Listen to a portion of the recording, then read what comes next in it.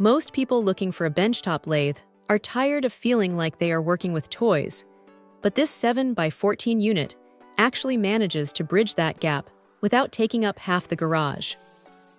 Right out of the box, the first thing that hits you is the weight. It is built on a solid iron bed, which is a massive relief because it means you are not fighting against vibrations every time the tool touches the metal. It feels planted, and that stability is exactly what you want when you are trying to hold a tight tolerance. Now the motor is rated at 550 watts, and honestly, for small-scale precision parts or custom modeling work, it has plenty of grunt. It does not bog down easily, provided you are not trying to take massive, aggressive cuts that this size of machine was never meant for anyway. The variable speed control is smooth, letting you dial in exactly what you need up to 2500 RPM, and having the ability to flip into reverse with a quick toggle is a genuine time saver when you are deep into a project. The 3-jaw chuck is self-centering, which makes swapping out cylindrical stock feel almost effortless.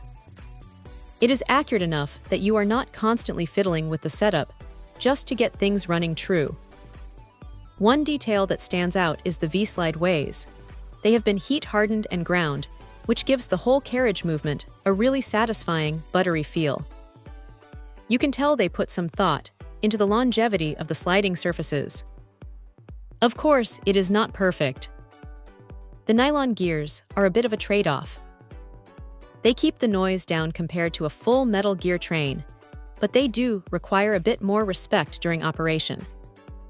You definitely do not want to crash the tool into the work, or you might be looking for replacements sooner than you would like. Also, while the splash guard is a nice touch for safety, it can feel a little bit in the way when you are trying to get a clear view of the cutting action.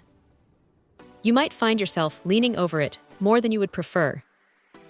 But look, for the price point, the versatility you get with the compound rest, allowing for those internal and bevel cuts, is pretty impressive.